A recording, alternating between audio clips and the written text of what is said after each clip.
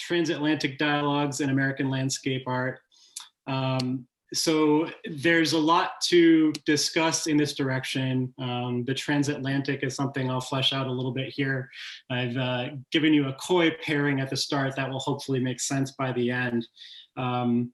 There's no possible way to cover all that there has been in the way of representation and intervention in the natural world in what is now called North America in the 50 minutes or so that I'm hoping to speak to you. So there'll be case studies, there'll be some through lines that I'll try to draw out for you to draw out some of the reasons why this diffuse art of landscape across media has been so unusually productive and unusually rich and unusually diverse. This is a complicated and a thorny topic, so I'd like to lay out some preconditions, if you will, before I get into the heart of matters and start showing some images and talking about what they've meant to me in my work over the years. The hope is that this will be somewhat inspiring to those who are making new art today, and maybe I can steer some of you towards landscape away from other things you might be considering. The preconditions, let's see if I can get this to advance. There we go, some preconditions. American landscape art has always been the product of a contested meeting of cultures, and this transatlantic lens that I'm bringing to this is just one of those kinds of exchange, sites of exchange. There is a history here of talking about the kinds of old and new objects that are of interest to me and hopefully will be of interest to you in provincial isolation. So this first thing I'd like to lay out is this understanding that I will try to convince you of over the course of our time together, that this art form has always been about a meeting and mingling and a productive kind of butting of heads and contested arguments happening through the land and its representations. American landscape art has always been expressed through the transformation of the physical world alongside its representations in traditional artistic media. This is something that is foremost in my mind in my employment, which will be discussed at some point a little bit later, working at one of these most interesting case studies, most extreme case studies of a painter who refuses to be confined to canvas and also shapes the three-dimensional world. I'd like to convince you, I will try to convince you over the course of this talk that that is a through line and the norm, the rule, rather than an exception. Taking the natural world as art subject and object is always already political, and we'll talk about some of the ways in which these seemingly decorative and simple and empty pictures, engravings, photographs, and three-dimensional acts are embodying ideology and are participating in politics. This will hopefully not be a controversial statement, and I'll show you some of the ways I think about that. American cultural preservation as an industry, as a pursuit, is built on originary assumptions about white supremacism, and that has given us a really incomplete story. The place I work is one of those. It is a temple of a white man, and he did his best to build up a global collection and to tell stories already in the 19th century, but we need to understand that that which has been preserved is not an unmediated representation of that which was produced. So I'll try to be conscious of that, even as when we go farther back in time, more and more we're talking about an art that only white men had the privilege to practice. Hopefully, as this final point, reading that which has been preserved and venerated against the grain can help in drawing out buried stories. I think about this a lot in working out this uncanny case study in the preservation of landscape art, Frederick Church's Olana, which is so lucky, so isolated, and as an outlier in preservation history, that it gives us this burden to tell the stories of people who didn't have their own 250-acre estate on a hill to preserve their legacy and tell it into the 21st century. Some really interesting creative voices that are just beginning to be resurfaced, and I'll try to be a part of that mission. There's graffiti, and I'm just taking in all that, the urban elements around me. So my work is getting a little faster. I work fast between layers, but this one feels like it's less heavily layered. So it's got a lot of spray paint, fast text, fast pours. I slow it back down a little bit, get back to nature. I think nature's always in the work somehow, even the earlier works.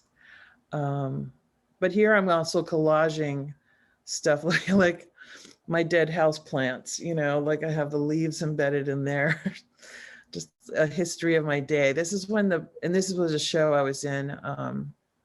This is Caroline Wells Chandler, who's to my left in this show, great artist. And he does nothing but this crochet these characters. But I thought we looked kind of good together. So yeah, I'm looking, I like to collect, I photograph, you know, street stuff, markings, I collect them. You know, I'll just see stuff that I really like. And I say, I want to do a crackling look like this. And this is how I take notes. And I love that like bluish triangle up there above this thing. It sort of is what I do. I add a lot of geometry to my craziness, me just pulling over on the side of the road, photographing these lines, walking along, you know, 8th Street and seeing this beautiful yellow with these markings on it. More stuff. I just like collecting that, and it gets into the work. It finds its way into the paintings. And I'm doing spray paint. This painting was horrible to work on. I really hated it, and I wanted to just chuck it out the window. And I threw a rag that I had full of paint, and I just threw it at the painting before I went home. And then I came back and I really liked how that looked. So I thought, you know, I'm all about process here. If I had the figure in here and I had a story to have to tell, I would have been restricted. I would have felt restricted. And painting abstract just released me from that so that I could see how the painting develops in a different way with more freedom. The thing is that, you know, I drew a lot of inspiration from I'm trying to think if I can do this full screen. Yeah, so I've drawn a lot of inspiration from people like Mark Burnett, who is a photographer who covers politics and also covers a lot of other things like sports. He's like really passionate about covering the Olympics, so he's off to Tokyo here soon, although I'm not really sure what kind of opportunities he's going to get. He shoots with a Super D camera, like a Graflex Super D with an Aero Ektar lens. And so this is actually with a Tessar lens with a speed graphic, but I got an Aero Ektar lens, which I've started to use recently.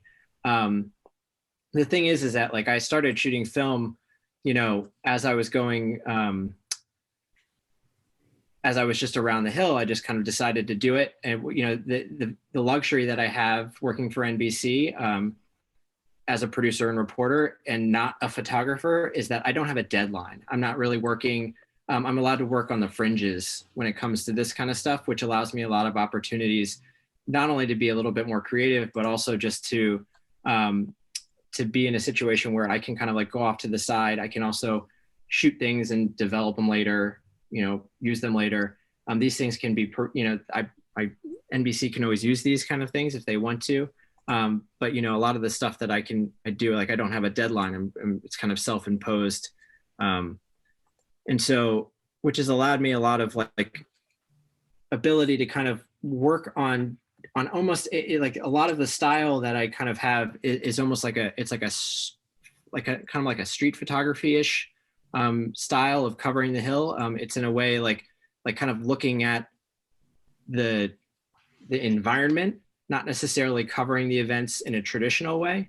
But what's been great is that the organization has been kind of like, or NBC has been kind of, I mean, first off, they were kind of flummoxed by the whole thing. They didn't really understand. I mean, they were kind of like making fun of me for carrying around this big, huge, enormous speed graphic in congressional hearings. And the only other person that was doing this was Mark Burnett. and he with his Super D with the Aero Ectar. But it's also kind of like given me opportunities to kind of shoot things in other instances. Mitt Romney, for instance, approached me one day and was like, "Hey, that's a very cool camera. Like, you should take my picture someday." I ended up doing that as a part of this project that I'm going to show you here in a sec.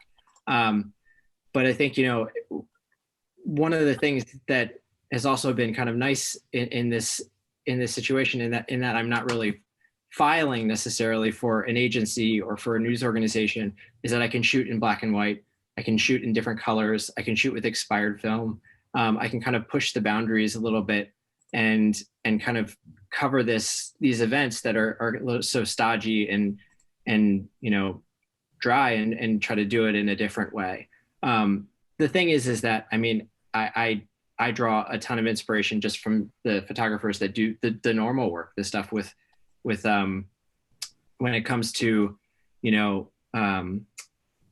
I mean, the agencies and, you know, the New York Times. I mean, some of those photographers are some of my best friends, and they do such inspiring work along the way, but they're also really supportive, which has been really great. The reason why I ended up getting this speed graphic was because I was shooting with a Hasselblad, and one of the Getty photographers came up and he's like, "Hey, I'm trying to offload all this large format